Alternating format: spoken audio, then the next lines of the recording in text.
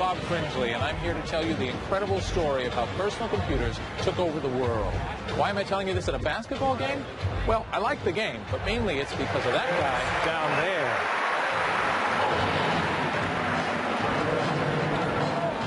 there. His name is Paul Allen, and everything you see here belongs to him. The Portland Trail Blazers basketball team, their arena, even the dancers. Thanks to personal computers, he has $8 billion to spend on such toys. 20 years ago, Allen and his high school friend Bill Gates were running a two-man software company called Microsoft. Today, Allen is richer than God, and Gates is richer than Allen. 20 years ago, young men like Paul Allen and Bill Gates invented the personal computer, and in doing so launched a revolution that's changed the way we live, work, and communicate. It's hard to believe that 20 years ago there were no personal computers. Now it's the third largest industry in the world, somewhere between energy production and illegal drugs. But the most amazing thing of all is that it happened by accident, because a bunch of disenfranchised nerds wanted to impress their friends.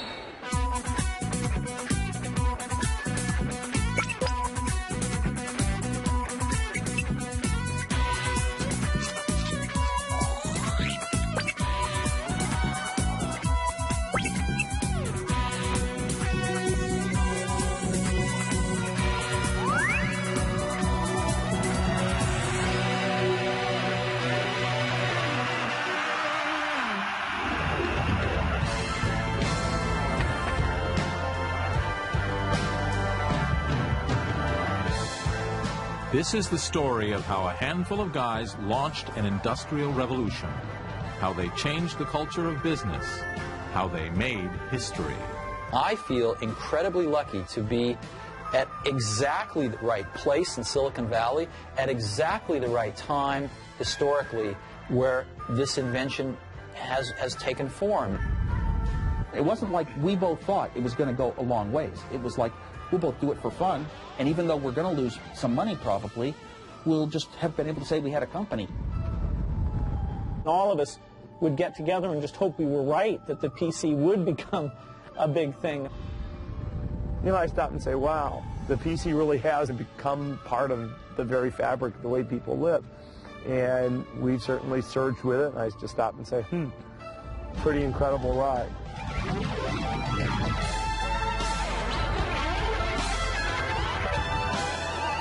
Most of these people come from the place I call home, the Silicon Valley south of San Francisco, California.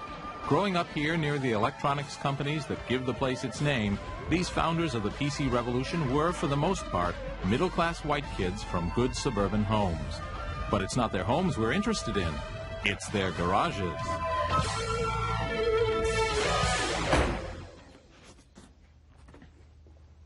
This is my garage, and this is all my junk. I'm probably one of the few guys in Silicon Valley who actually has room in his garage for a car. Most everyone else seems to use theirs to start computer companies and create great fortunes. But I don't have a fortune. I'm a failure. I've written computer programs that almost ran, and I've designed and built hardware devices that frankly didn't work at all. But I'm the ideal guy to tell the story of the personal computer business because I'm its premier gossip columnist. And everyone tells me all their secrets. And this is my home, where I write a gossip column for a computing magazine. Sorry about the mess. Institutions in constant change like the PC industry are driven by rumor and gossip, and I thrive on both. My electronic mail address is deluged with inside information about everything from product flaws to who's sleeping with whom. What ties these gossipers together is a desire for truth. These people and their love of technology have fueled the PC revolution. To understand them is to understand that revolution. So let's go find some.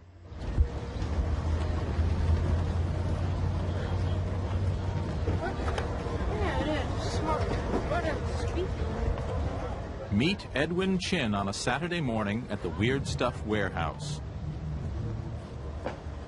This could be 1976 or 1996, because there is always a new generation of techies like Edwin who hear the calling. Most other kids are watching TV, but not Edwin. You know, I'm interested in the electronics and technologies, and hobby since I started when I was like 6 or 7, you know. How old are you now, Edwin? 10 right now. It's no coincidence that the only woman in the vicinity looks bored. Because this is a boy thing, the obsession of a particular type of boy who would rather struggle with an electronic box than with a world of unpredictable people. We call them engineers, programmers, hackers, and techies, but mainly we call them nerds. I think a nerd is a person who uses the telephone to talk to other people about telephones. And a computer nerd, therefore, is somebody who uses a computer in order to use a computer. And people have like different degrees of passion, different types of passion. You know, some people like, they just like live databases, and like fifth normal form is just like nirvana, and like they just quest for it, you know. Like that's like what gets them up in the morning. What do your friends think of you? Boy, he's a nerd. Yeah. But I don't mind. I'm used to being called a nerd. Can't have other people stop your dreams. You've got a very wide wire. And in Silicon Valley, the dream is to grow up to become a boy like this. It doesn't make any difference at all to you whether it's on one of this machine. Graham Spencer is chief programmer for Architects Software. 6 guys who graduated from Stanford University and started a company just because they like each other. This is a modern-day startup, but at heart it's no different from PC pioneers like Apple or Microsoft. Nerds who share a dream. Their hobby is their business, and the culture they've created is identical to that of 1,000 other technology companies. First, they dumped the idea of 9 to 5. In this industry, you can work any 80 hours per week you like. And then I've got my cap, which I use to cover my eyes and Oh, yes. sleep in the early morning while everybody's coming in. We didn't even obey a 24-hour clock. We'd come in and program for a couple days straight. We'd, you know, 4 or 5 of us, when it was time to eat, we'd all get in our cars and kind of race over to the restaurant and sit and talk about what we were doing. Sometimes I'd get excited talking about things I'd forget to eat, but then, you know, we'd just go back and program some more. It was us and our friends. Those were fun days.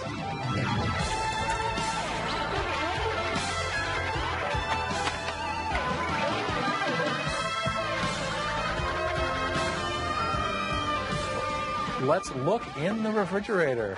Whoa, we have Coke and cold pizza. I drink about 2 liters of Coke a day. 2 liters of Coke a day. Yeah. And do you think of it like as brain food? That keeps me going. That and, you know, listen to heavy metal and get caffeinated and hack.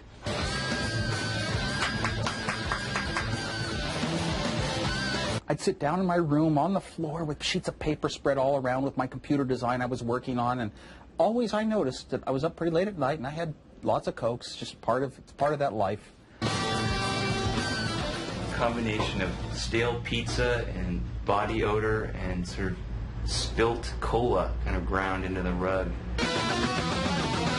I'd brought some spaghetti to work and then forgot to wash out the container for the last couple of days, maybe 6 or 7 if I had to be honest.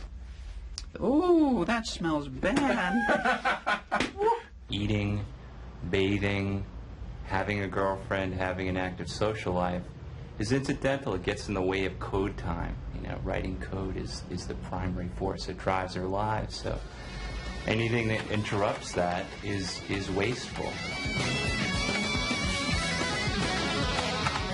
What is it about the internal logic of a computer that's so enticing?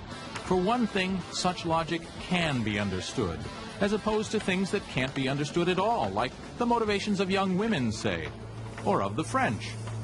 Let me explain. Time for the Cringely Crash Course in Basic Computers, Part 1. This is a mainframe computer. All of these cabinets are one machine. In the old days, all computers were this size. They were tended by engineers in white coats, a kind of priesthood who took their jobs very seriously.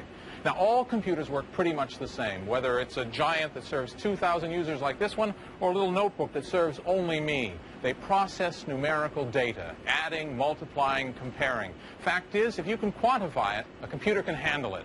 It's the emotional stuff they don't know what to do with. The data must be put into a special binary code consisting only of ones and zeros. And you have to give the computer instructions, also in code, to tell it exactly what to do with the data and in what order. These instructions are called a program. In the early days, you put in the instructions by flipping switches or loaded them from paper tape. This was called machine language. It made computers a pain to use. Even worse, every type of computer spoke a different machine language. While the ENIAC could compute the 30-second trajectory of a shell in 20 seconds, operators required 2 days to program it to do so. Then a U.S. Navy captain named Grace Hopper solved the problem. She invented a computer language, English words that the computer itself could translate into binary code. Now users could type whole lists of instructions into a computer rather than flipping those damn switches. Like most things having to do with computers, that first language had a silly name, COBOL. It was followed by other languages like Fortran and BASIC, and they all made computing just a bit more user-friendly. So when some nerd tells you he's been up all night programming or writing software or hacking code, what he really means is he's been typing long lists of instructions into his computer. Mainframe computers were far from personal. They sat in big air-conditioned rooms at insurance companies, phone companies, and the bank, and their main function was to get us confused with some other guy named Cringely who was a deadbeat and had a criminal record. Eventually, computer terminals did begin to appear in some schools, but most of us paid no attention. But there was usually one kid who did pay attention, falling in love with the digital purity of those ones and zeros. He was the nerd. And I took this book home that described the PDP-8 computer, and it was just like a Bible to me.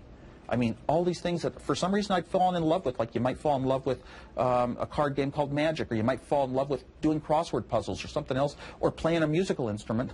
I fell in love with these little descriptions of computers on their inside, and it was a little mathematics. I could work out some problems on paper and solve it and see how it's done, and I could come up with my own solutions and feel good inside.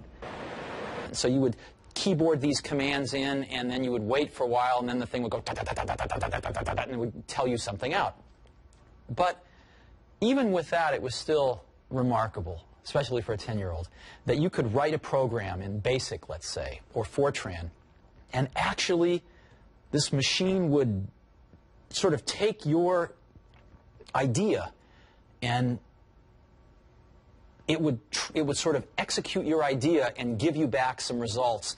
And if they were the results that you predicted, your program really worked. It was an incredibly thrilling experience. Nerds wanted their own computers right from the beginning, but it took a technological breakthrough to make that possible. This is it, the chip, the microprocessor. This is what allows you to have a mainframe computer on your desk. In the 1950s, mainframes were as big as this garage, and that's because they were filled with thousands of these vacuum tubes or valves. Eventually, the valves were made much smaller and replaced with transistors. Still too big, however, to make a computer that could fit on your desk. What that took was further miniaturization. Here we have a single piece of silicon etched with thousands of transistors. This microprocessor holds more than 1 million transistors, and that's the secret of the personal computer. And that's why they call it Silicon Valley, not Computer Valley. These are the people who invented the microprocessor, Intel. Intel was started 28 years ago by a handful of guys after a row with their old boss. Their microprocessors today power 85% of the world's computers. Intel not only invented the chip, they are responsible for the laid-back Silicon Valley working style. Everyone was on a first-name basis. There were no reserved parking places, no offices, only cubicles. It's still true today. Here's the chairman's cubicle. Knock, knock. Yeah, I knocked on the door, but there's no door. Gordon Moore is one of the Intel founders, worth $3 billion. With money like that, I'd have a door. In a business like this, the people with the power are the ones that have the understanding of what's going on, not necessarily the ones on top. It's very important that those people that have the knowledge are the ones that make the decisions. So we set up something where everyone who had the knowledge had an equal say in what was going on. Intel's microprocessors kept getting more powerful. They soon had enough horsepower to run a whole computer. Only Intel didn't appreciate the brilliance of their own product, seeing it as useful mainly for calculators or traffic lights. Intel had all the elements necessary to invent the PC business, but they just didn't get it. Lucky for us, someone did. This is the chip that launched the personal computer revolution.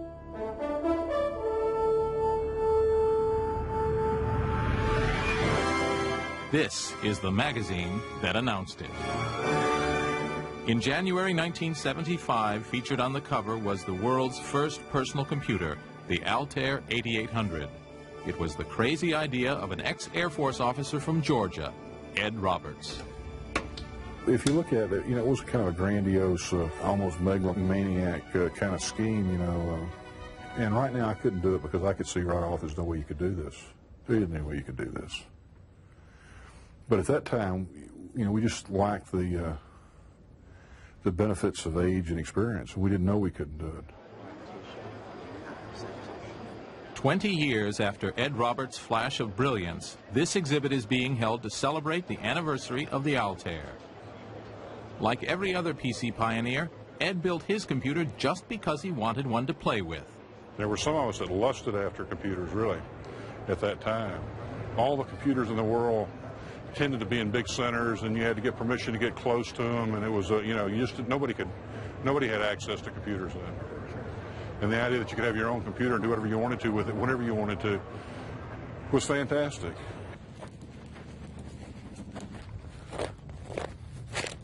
And where was all this happening? It was far from Silicon Valley, Intel, or IBM.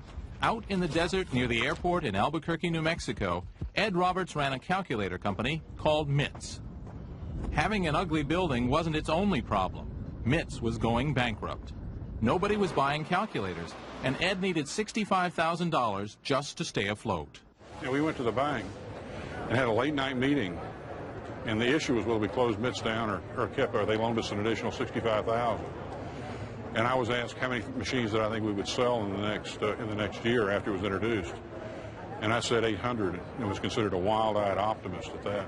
Within a month after it was introduced, we were getting 250 orders a day.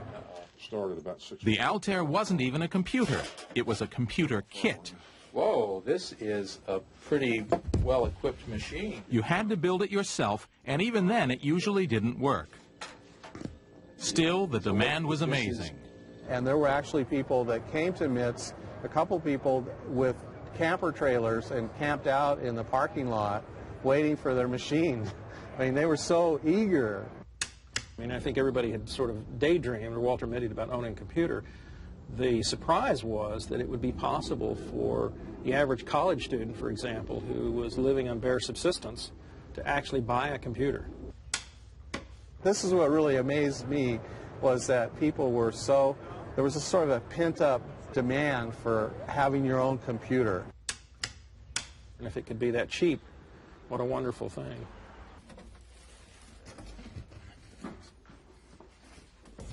This is an Altair computer, the first personal computer. And not just any Altair. This is Altair serial number 2, the second one made. The first Altair made was sent off to be photographed at a magazine and was lost in the mail. So this is the oldest personal computer in the world. Pretty historic junk, but the question is, what do you do with it? I mean, it has a front panel with switches that you can click back and forth and some lights, but in the back, there's no place to connect a keyboard, there's no place to connect a monitor, there's no place to connect a printer. In fact, there's practically nothing at all that you can really do with this thing. But back then, 1975, the people who had it were thrilled.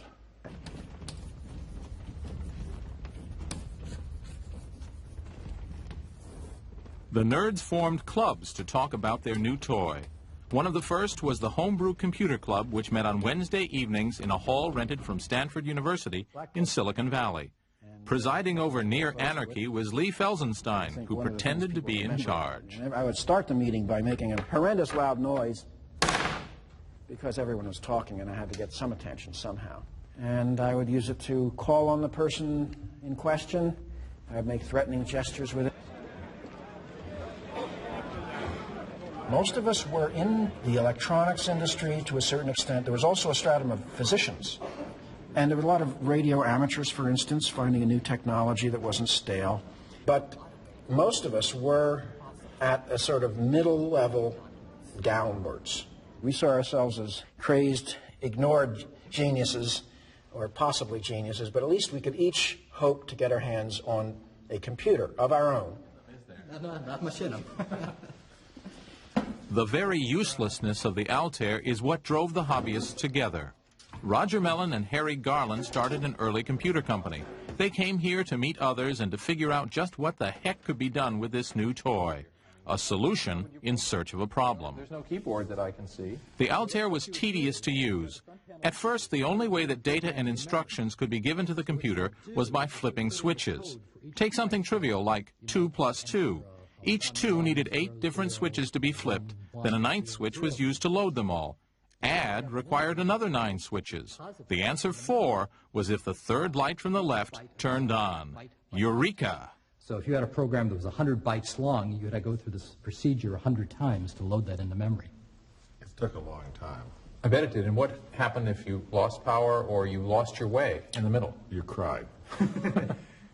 The Altair may have been frustrating, but it drove the nerds to experiment, finding real uses for the useless box, turning it from a curiosity to a computer. Steve Dompier set up an Altair, laboriously keyed a program into it. Somebody knocked the plug out of the wall, and he had to do that all over again, but nobody knew what this was about. After all, was it just going to sit and flash its lights? No.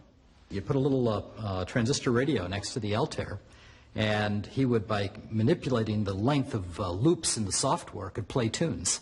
The radio began playing The Fool on the Hill. Da-da-da-da, da-da-da-da, in the tinny little tunes that you could tell were coming from the noise that the computer was generated, being picked up by the radio. Everybody rose and applauded.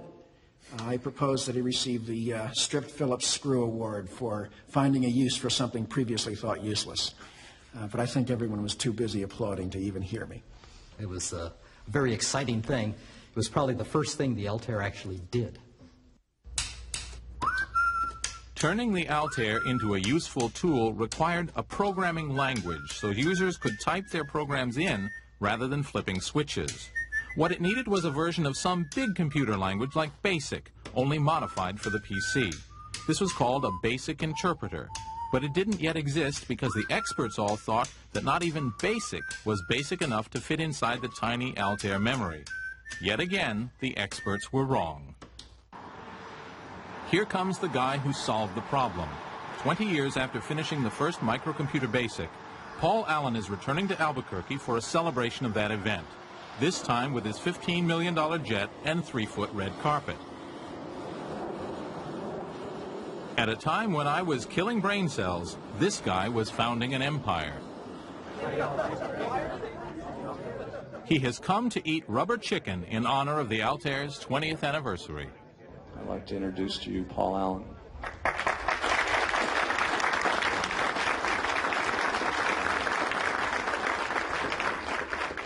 Allen co-founded Microsoft with his younger buddy from high school, Bill Gates. One day in Boston, I was in Harvard Square, and I covered Popular Electronics with this thing that looked like what I'd been imagining. And so I grabbed it off the shelf, and I looked at it, and I bought it, and I ran back to Bill's dorm, and I think he was probably playing poker that night and usually losing money at that point. One of the few times when that's been the case. Paul showed that to me. Then, okay, here was a company that would be needing software. And he said, okay, well, we got to call these guys up and see if this thing is for real. We realized that things were starting to happen, and just because we'd had a vision for a long time of where this chip could go, what it could mean, that didn't mean the industry was going to wait for us while I stayed and finished my degree at Harvard. So called up Ed, we told him we've got this BASIC, and it's just, for your machine, it's not that far from being done, and we'd like to come out and show it to you. So we created this BASIC interpreter. Paul took the paper tape and flew out. In fact, the night before, he got some sleep while I double-checked everything to make sure that we had it all right. But I had no idea what it was really going to be like to try to run the software. It had never been run on an actual computer before. he was very nervous about whether this would actually work. And he got to the office, and we all gathered around, and he put his fingers on the switches, and he loaded BASIC in with paper tape into the Altair. You know, I was so nervous. This is just, it's not going to work. It worked. And it came up, and it could do a few little simple things. And it was amazing when Paul called me up and said the thing had worked the first time. And of course, it was incredibly fast. And it printed out memory size, and I think Bill said, well, it printed something. And so I said, yeah. Oh, that was unbelievable. The fact that it really worked was a breakthrough. Maybe there wouldn't be a Microsoft if the screen hadn't come alive. Who knows? It might all be quite different.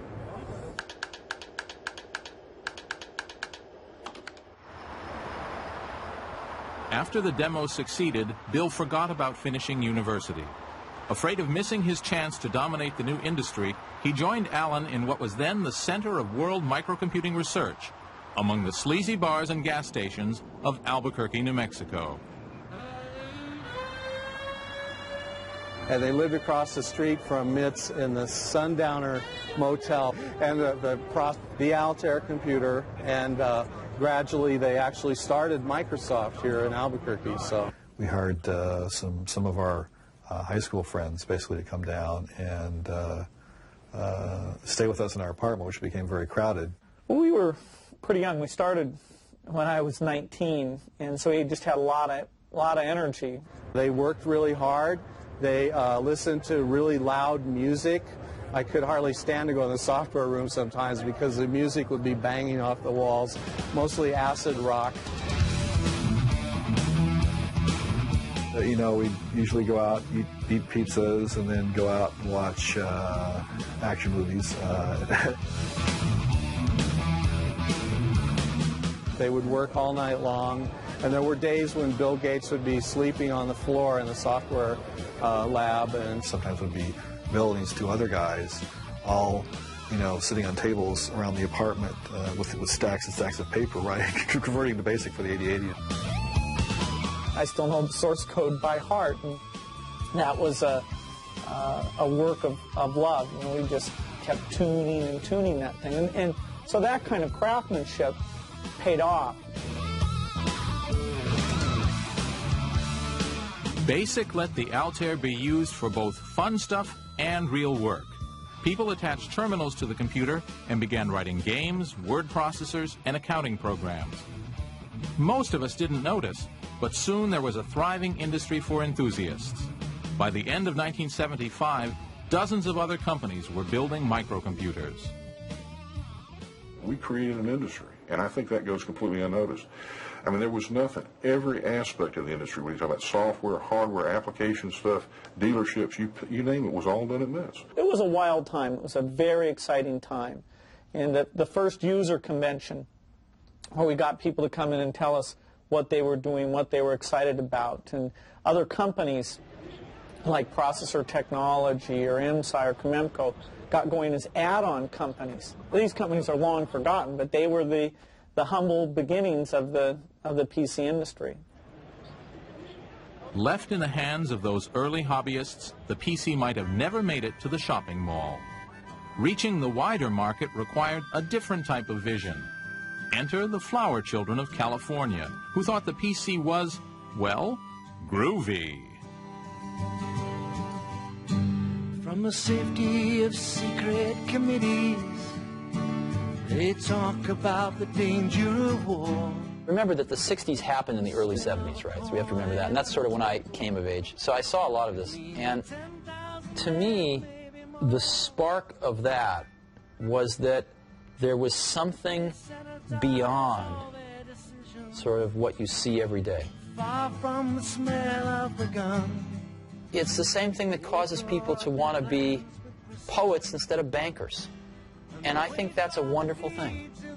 And I think that that same spirit can be put into products. And those products can be manufactured and given to people, and they can sense that spirit. And a whole bunch of us had the same community spirit, and that permeated the whole Homebrew Computer Club. As soon as somebody would solve a problem, They'd come running down to the Homebrew Computer Club's next meeting, say, "Hey, everybody, you know that problem that all of us have been trying to figure out how to solve? Here's the solution. Isn't this wonderful? Aren't I a great guy?" And it's my contention that that is a major component of why Silicon Valley was able to develop the technology as rapidly as it did, because we were all sharing. Everybody won. Out of this creative show and tell came Apple Computer, the first mass-market PC company. The Apple founders, a couple of recent graduates from Homestead High, were regulars at homebrew meetings. Steve Wozniak was the technical wizard, and Steve Jobs was the visionary who saw microcomputers as a possible business. The first Apple computer was primitive. It was cobbled together by Woz to impress his friends at the homebrew meetings. Everybody was interested in computers, so I started getting a crowd around me, because even though I was too shy to raise my hand and say anything in a club meeting, after the club meetings, I would put my computer that I had built, and every week it had a little bit more working on it too. But I would set it down and let people type on the keyboard. I would explain what's in it. If they come up to me and ask a question, I can answer. You know, nowadays I would have the ability to tell them what it is, you know, and be a little bit more promotional, but back then I could only answer questions if they asked me. But I got a group that started gathering around me. And Steve Jobs saw that I had a lot of interest around me at the club, and he said, let's start selling it. And let's make this company. Came up with the name Apple, and that's how it started. Apple was at best a funky company, started by a couple of teenage hackers who previously had been working as Alice in Wonderland characters in a local shopping mall. And they started it in this garage right here. The first Apple computer was built here. Now there are more than 10 million in use around the world. And I was there. Well, for a short time, I was an employee at Apple Computer, employee number 12, and one day I helped move materials out of this garage. At the time, Steve Jobs said the company was short of loot, so he offered to pay me in company shares, but I held out for the money. My mother still reminds me of that incident. The Apple I was even less of a computer than the Altair. A single circuit board that came with neither a case nor a keyboard. Still, Steve Jobs managed to sell 50 Apple I's. That experience showed Jobs that there was a market for a real computer, the Apple II. It was very clear to me that while there were a bunch of hardware hobbyists that could assemble their own computers, or at least take our board and add the transformers for the power supply and the case and the keyboard and go get a, et cetera, go get the rest of the stuff. For every one of those, there were 1,000 people that couldn't do that but wanted to mess around with programming. Software hobbyists. Just like I had been when I was, 10, discovering that computer. And so my dream for the Apple II was to sell the first real packaged computer. Steve Jobs' dream was impossible. It needed too many chips, making the product too complicated and expensive to build. But Woz didn't know it was impossible. And then I got into a way of, why have memory for your TV screen and memory for your computer, make them one? And that shrunk the chips down, and I shrunk the chips here, and why not take all these timing circuits? I looked through manuals and found a chip that did it in one chip instead of 5, and reduced that, and one thing after another happened. I wound up with so few chips. When I was done, I said, hey, a computer that you can program to generate colored patterns on a screen, or data, or words, or play games, or anything. And it was just the computer I wanted, for myself, pretty much. And but it had turned out so good. He said, I think we have a computer we could sell 1,000 a month of. I thought, how can you sell 1,000 a month, But we needed some money for tooling the case and things like that. We needed a few $100,000. That was a lot of money for two people who had nothing in their lives to speak of, didn't have a $400 bank account. So I went looking for some venture capital. The scruffy 19-year-old seduced the conservative world of venture capitalists. The man Jobs persuaded to part with his cash was Arthur Rock, the inventor of venture capital and the man who had originally funded Intel. At least the Intel boys had graduated from university and owned suits. Well, he wore sandals, and he had very long hair and beard and mustache, but very articulate. He was, I think at one time in his life, and it was probably when I first met him, that he ate nothing but fruit. So as a mainline venture capitalist, This is not the norm. This is not the norm.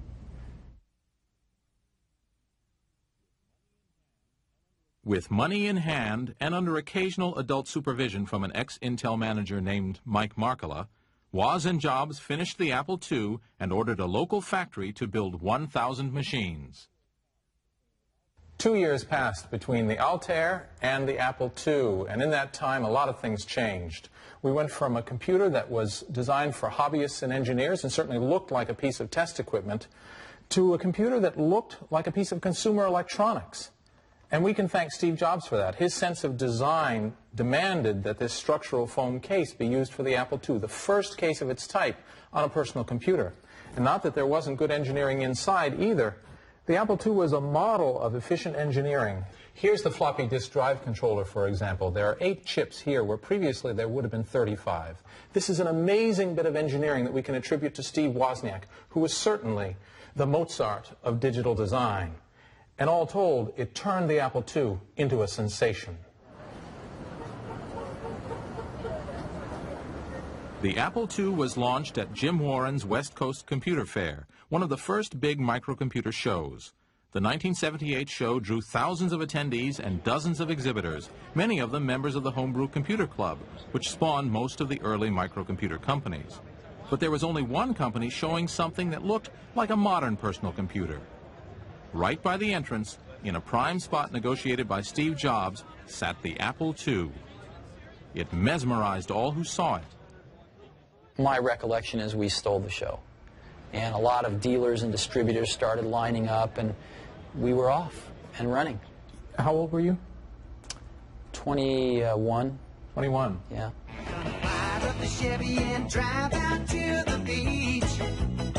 Following the West Coast Computer Fair, the next 2 years were ones of explosive growth for Apple, with thousands of customers arriving on the doorstep of the tiny office in Cupertino, California. Sales and profits grew so quickly that Apple had more money than the company could spend. And the company was very young. The founders were in their 20s, and some employees were even younger, like 14-year-old Chris Espinosa, who never left. He still works at Apple almost 20 years later. There would be public demonstrations of our product every Tuesday and Thursday afternoon at 3 o'clock. And that was good because it was after school.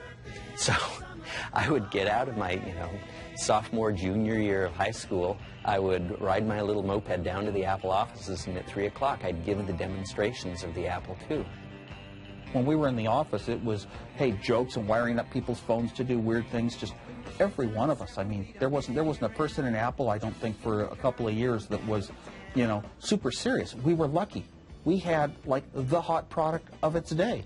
And some of the people that I did original demos to came up to me years later and said, I founded a $100 million chain of computer stores based on the demo you showed me one Tuesday afternoon at Apple. It's really fun. It went so successful that all of a sudden, Steve and I wouldn't have to worry about work for the rest of our lives. And then it got even more successful and more successful after that. And it was sort of a shock. The Apple II set a new standard for personal computers and showed there was some real money to be made. Rival companies popped up all over, but the market was still hobbyists, guys with big beards who thought a good use for their computer was controlling a model train set. Loads in the actual program. But for microcomputers to be taken seriously, they had to start doing things that needed doing, functions that were useful, not just for fun. Over 2,000 programs. The enthusiast market had its limits. To reach the rest of us, the Apple II needed what nerds call a killer application, software that's so useful that people will buy computers just to run it. For the Apple II, this application was called VisiCalc. It came straight from the blackboards of the Harvard Business School. Invented by a graduate student, Dan Bricklin, with his programmer friend Bob Frankston, VisiCalc was the first electronic spreadsheet. A spreadsheet is a tool for financial planning, bringing together for the first time the seduction of money with the power of microcomputing. Dan Bricklin's professor at Harvard showed how companies used a grid of numbers on a blackboard to work out profits and expenses. 60 down here, and your profit would be this minus this, which gives you 40. And then, well, let's see, what's the sales growth? We'll say there's a 10%. The trick to a spreadsheet is that all the values in the table are related to the others. So changes in one year would ripple through the table, affecting prices and profits in subsequent years. Students were asked to calculate how future profits would be affected by various business scenarios. It was called running the numbers, and they did it laboriously, by hand. Well, let's say your initial costs have 100 fixed costs at the beginning, so now you have a minus 20 is how much you make the first year.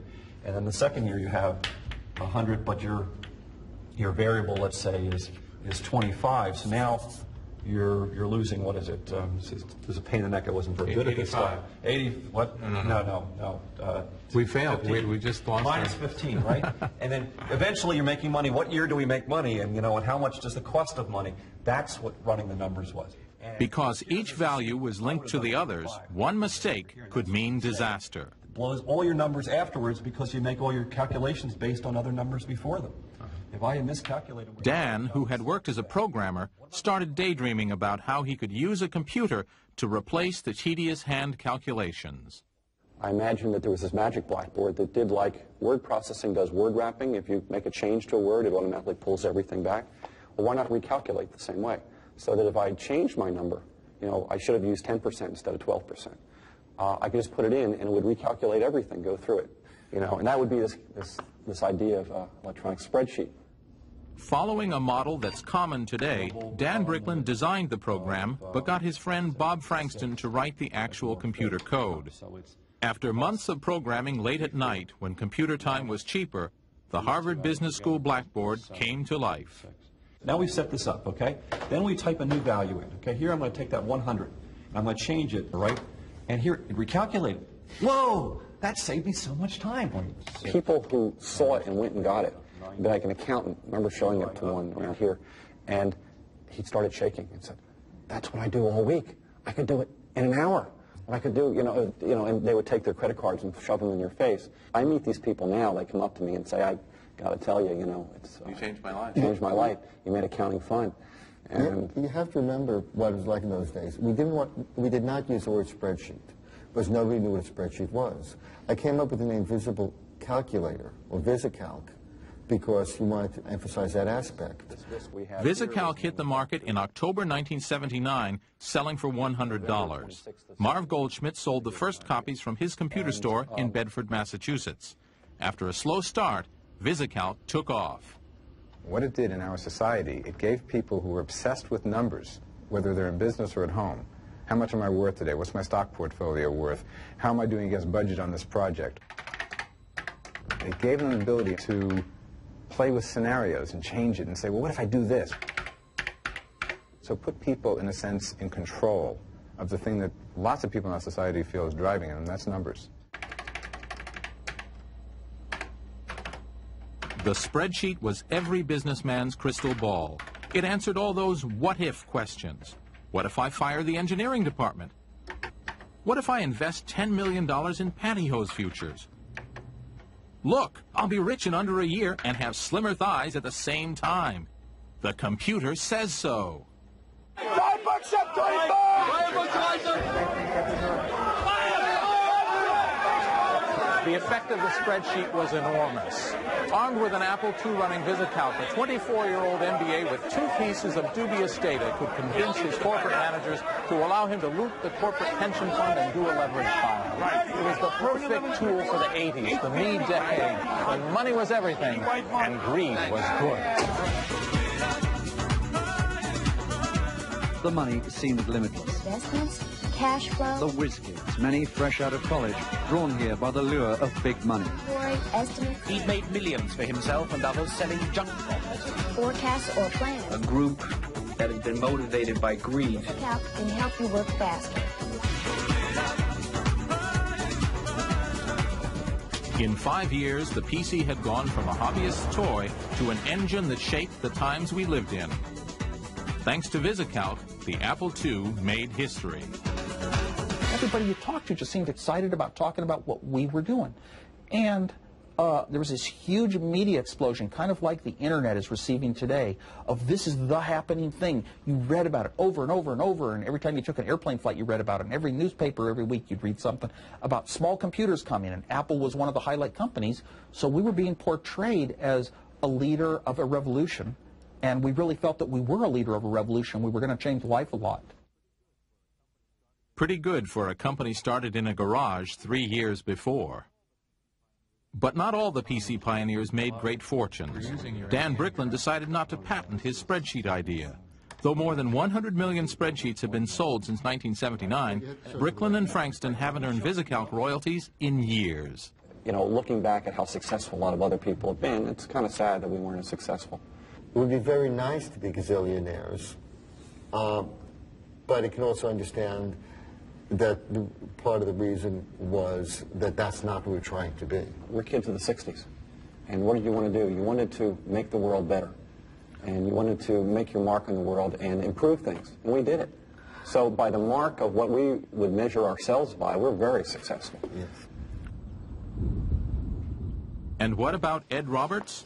3 years and 40,000 computers after assembling that first Altair, the fun was over for Ed. MITS was just another player in what had become a competitive market for personal computers. Roberts sold his company in 1978 and started a new life. He went back to his native Georgia and retrained as a doctor. I hadn't really thought anything at all about it until the last few years when people started taking credit for things that we did at MITS. And that's the only thing I think about it. It irritates me, the things that we did at MITS and we took all the heat for, that other people have tried to take credit for. And that frustrates me.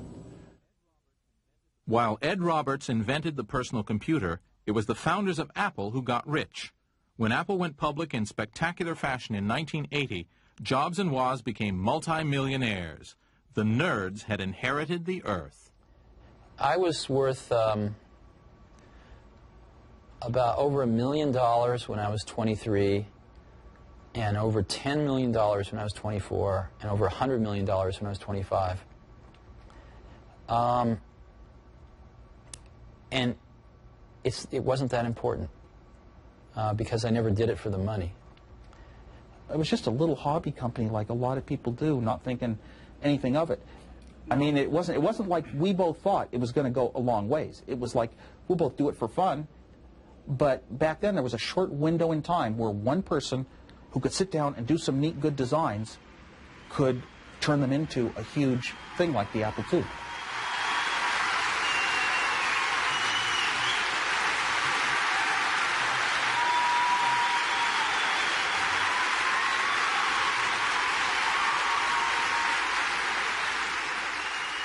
It's astonishing that at the beginning of 1975, nobody owned a personal computer. All there was a mock-up on a magazine cover. Yet within 5 years, there had emerged here in Silicon Valley a billion-dollar industry. An unhealthy fascination with technology on the part of a few adolescents had awakened the nerd within us all. PC companies were sprouting like mushrooms to meet the enormous demand. Apple had emerged as the top fungus and had taken 50% of the market. To the boys in Cupertino, every day seemed like Christmas. But Scrooge was around the corner. There was a company that everyone associated with the word computer, a company that expected, no, demanded to dominate its market, IBM. Big Blue was on the move, and Silicon Valley would soon be feeling the reverberations.